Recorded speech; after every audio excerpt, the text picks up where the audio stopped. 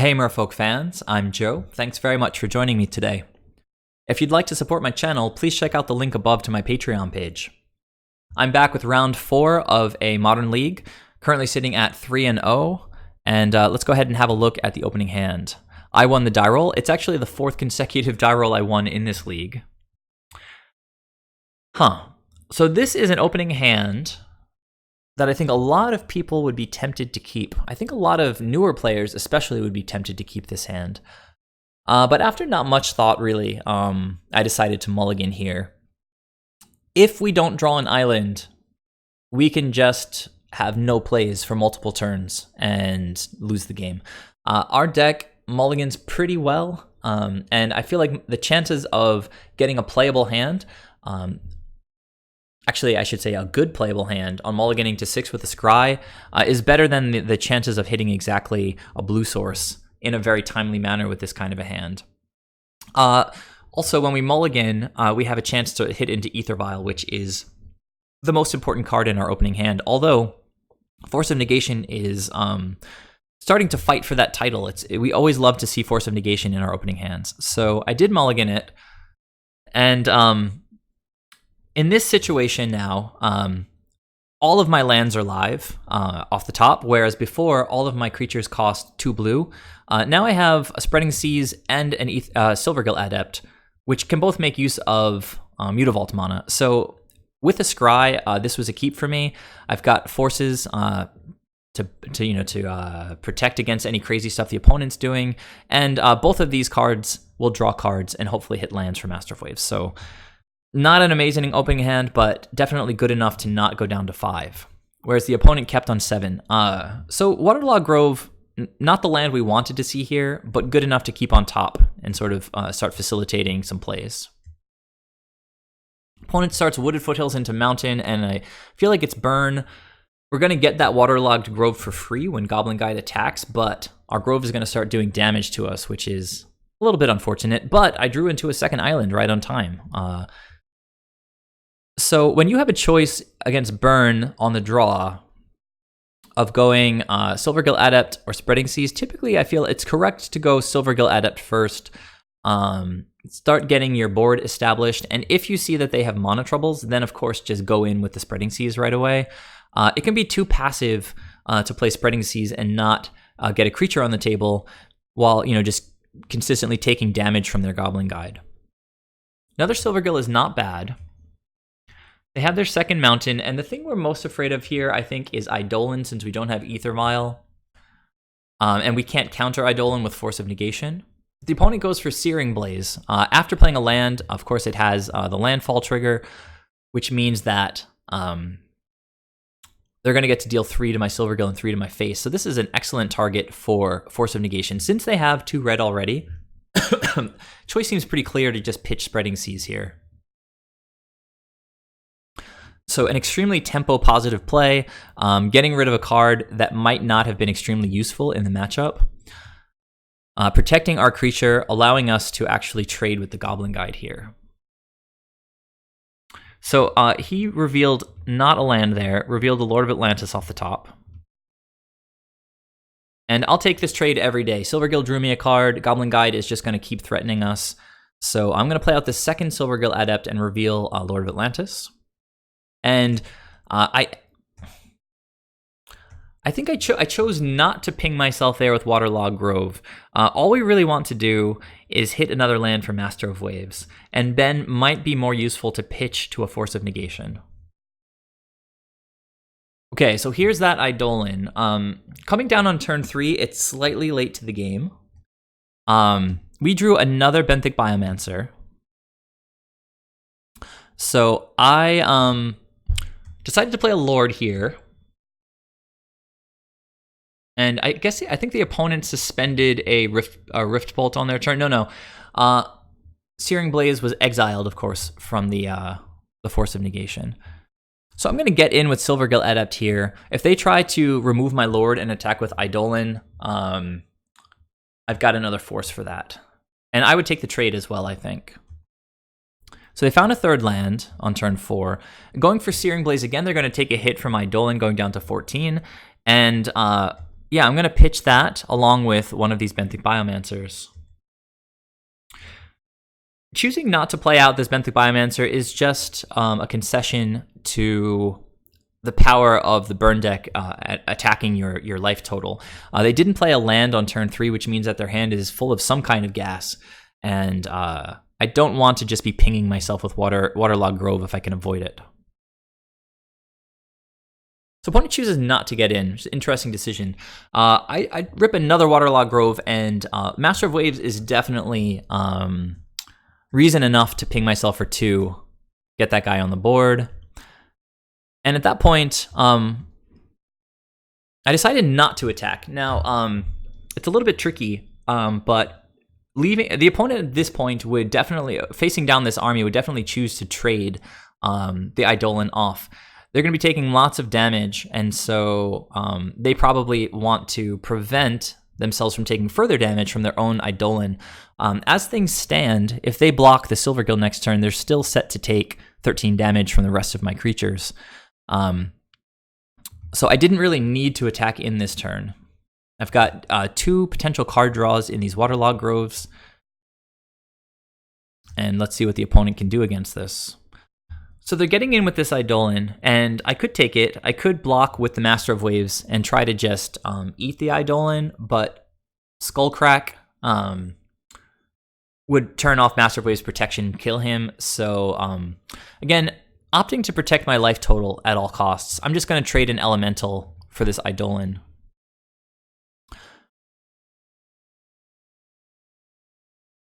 Getting the Eidolon off the battlefield will prevent the opponent from taking further damage from casting their spells, but as things stand, as I mentioned, I still have lethal on board. They're going to Lava Spike me down to 9 and just pass the turn. So decide to get in with everybody.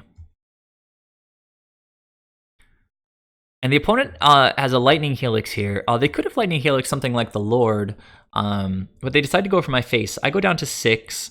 They're going to go up to 16, but then take, I believe, 15. Or maybe 14. What is it? It's 8 plus 8, so 16. Right? No, it's 6 plus 8, 14, right. So now they're down to 2. They've got 3 cards with a 4th card coming, and I'm just at 6. So that Lightning Helix was super clutch, and I'm not sure that I could have played against that much differently. It's on my turn, so if I cycled a Waterlogged Grove and drew into a Force of Negation, I wouldn't be able to hardcast it. So at this point, some of the things the opponent could have are, things like more Eidolons or Goblin Guides. So I decide that 6 is not much different than 5, and I'm going to play out Thassa here.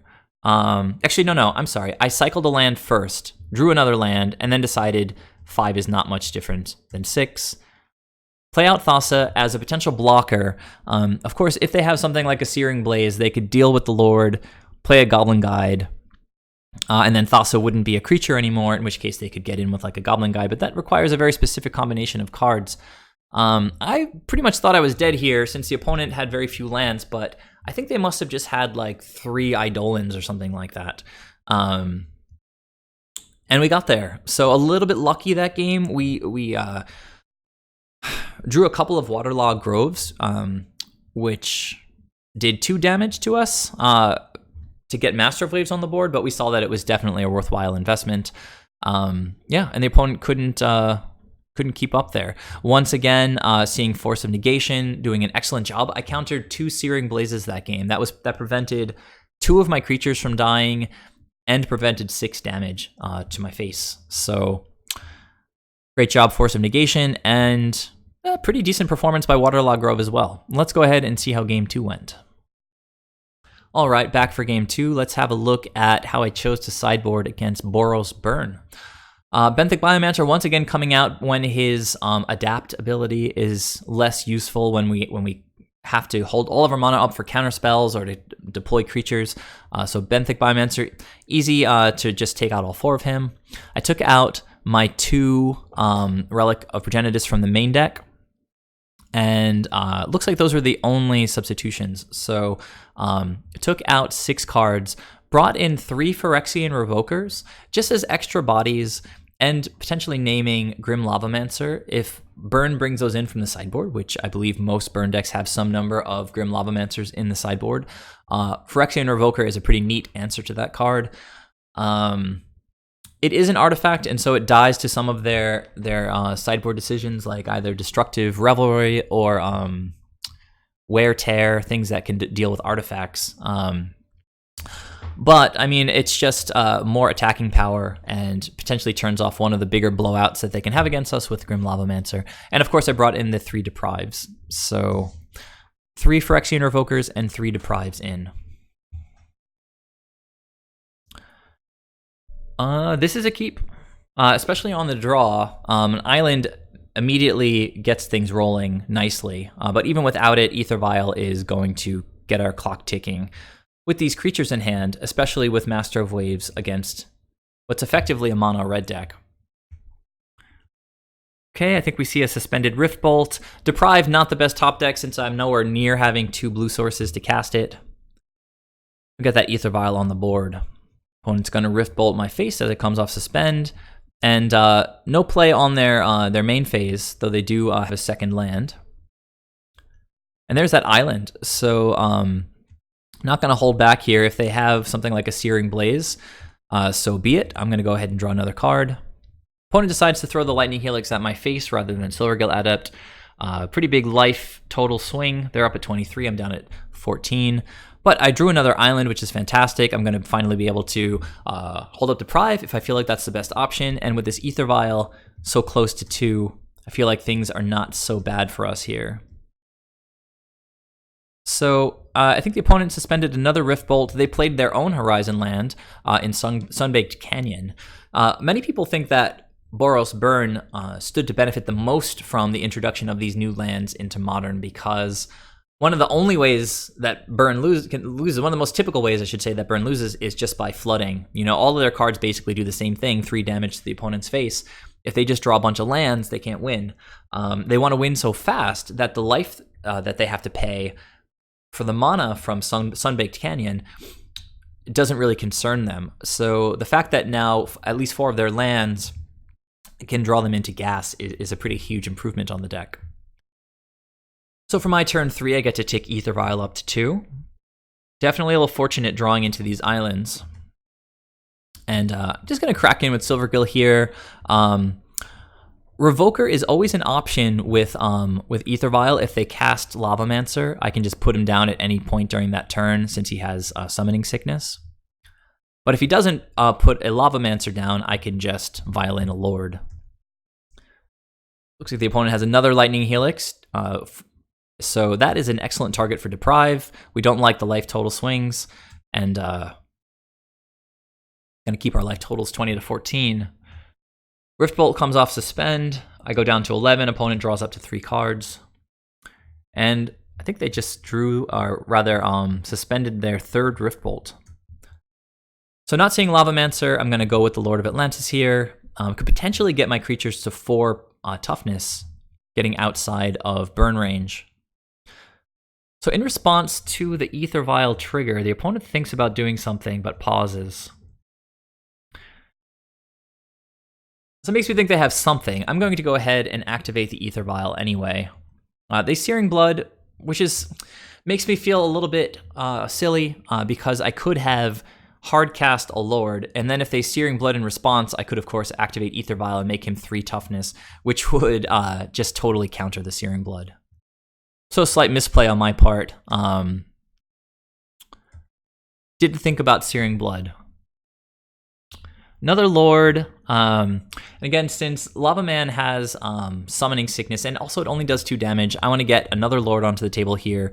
Start presenting a bit of a threat. The opponent's down to 1 card. They're going to draw a card, and then they can also, of course, crack this Horizon land. Take them down to 15. We've currently got, 14 damage on the board. And with another Lord, I mean, things are looking pretty good for us. We can Vial in Master of Waves, make Mutavault a little bit bigger next turn.